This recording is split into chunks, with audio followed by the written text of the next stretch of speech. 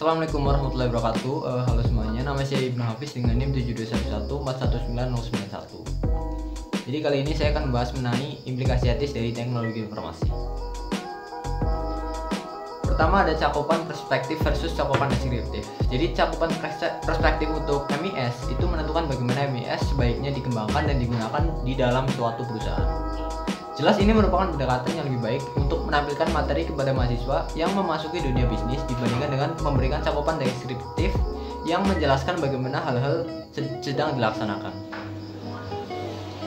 Selanjutnya ada moral, etika, dan hukum. Moral ini adalah tradisi kepercayaan mengenai perilaku yang benar dan salah.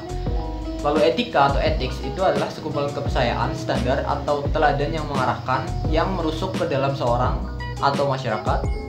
Kemudian hukum, law itu adalah peraturan perilaku formal yang diterapkan oleh otoritas yang berwenang seperti pemerintah terhadap subjek atau warga negaranya.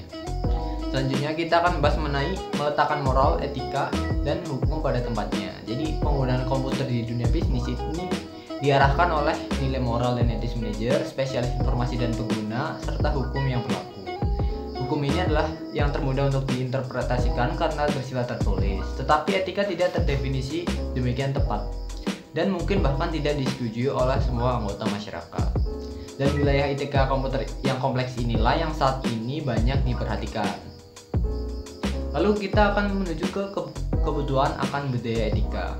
Jadi bagaimana sih budaya etika diterapkan? Tugas di manajemen tingkat atas adalah untuk meyakinkan bahwa konsep etikanya merasuk ke seluruh organisasi dan turun ke jajaran bawah sehingga menyentuh setiap karyawan. Dan para eksekutif dapat mencari implementasi ini melalui 3 tingkat, yaitu dalam bentuk kredo perusahaan, program etika, dan kode perusahaan yang disesuaikan.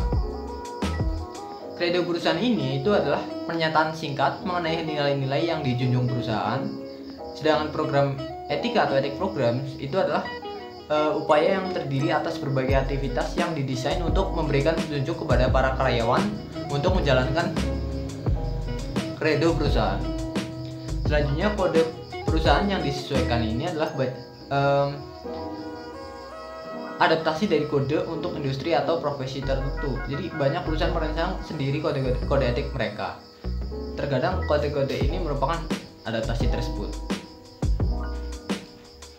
Selanjutnya kita ke alasan dibalik etika komputer. Yang pertama itu menyadari dampak penggunaan komputer terhadap masyarakat, dan yang kedua adalah merumuskan kebijakan yang menjaga agar teknologi tersebut digunakan di seluruh perusahaan secara etis. Masih di alasan dibalik etika komputer, kita ke alasan pentingnya etika komputer. Yang pertama adalah kelunturan secara logis, yang kedua adalah faktor transformasi, yang ketiga adalah faktor ketidaktampakan. Dan selain itu ada alasan lain, yaitu hak sosial dan komputer, yang di dalamnya ada privasi, akurasi, kepemilikan, dan aksesibilitas. Selanjutnya ada hak privasi, yaitu hak agar dibiarkan sendiri, dan hak ini itu diancam oleh dua hal, yaitu pertama meningkatkan kemampuan komputer untuk digunakan dalam kegiatan mata-mata, lalu yang kedua peningkatan nilai informasi dalam proses pengambilan keputusan. Selanjutnya ada hak untuk mendapatkan keakuratan. Jadi komputer ini memungkinkan tingkat keakuratan yang tidak dapat dicapai dengan sistem non-komputer. Selanjutnya ada hak kepemilikan, seperti hak kepemilikan intelektual biasanya dalam bentuk program komputer. Selanjutnya hak mendapatkan akses, seperti di dalamnya adalah basis data yang terkomputerisasi. Selanjutnya kita akan bahas mengenai audit informasi. Jadi di dalam audit informasi itu objektivitas itu sangatlah penting. Jadi agar para auditor dapat menjaga objektivitas, mereka harus menyatakan bahwa mereka tidak menginginkan tanggung jawab operasional sistem yang mereka bantu kembangkan. Mereka hanya bekerja dengan kapasitas sebagai penasihat. Lalu untuk jenis audit, aktivitas audit itu ada dua. Yang pertama adalah audit finansial, yaitu memverifikasi catatan-catatan perusahaan dan merupakan jenis aktivitas yang dilaksanakan auditor eksternal. Selanjutnya audit operasional atau operational audit, yaitu audit yang memvalidasi efektivitas prosedur. Kemudian kita akan bahas mengenai menerapkan etika dalam teknologi informasi. Jadi kode etik dan perilaku profesional (ACM) atau Association for Computing Machinery itu punya 4 kode etik. Yang pertama adalah keharusan moral hukum, yang kedua adalah tanggung jawab profesional yang lebih spesifik, yang ketiga adalah keharusan kepemimpinan organisasi, lalu yang keempat adalah kepatuhan terhadap kode etik.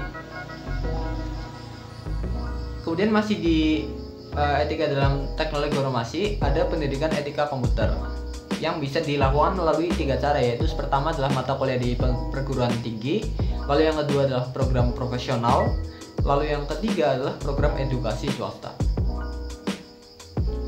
Selanjutnya kita akan membahas mengenai etika dan CIO. Jadi CIO ini dapat memenuhi ekspektasi pelaporan keuangan dengan cara mengikuti program yang mencakup hal berikut. Yang pertama adalah mencapai tingkat pemahaman yang lebih baik akan pemahaman prinsip-prinsip akuntansi. Lalu yang kedua adalah mempelajari sistem informasi yang menyelesaikan laporan keuangan dan mengambil tindakan perbaikan. Lalu yang ketiga adalah mendidik eksekutif perusahaan mengenai sistem-sistem keuangan. Selanjutnya yang keempat adalah mengintegrasikan ke dalam sistem informasi alarm yang memperingatkan eksekutif terhadap aktivitas yang membutuhkan perhatian. Lalu yang kelima adalah secara aktif berpartisipasi di dalam memberikan informasi keuangan kepada elemen lingkungan.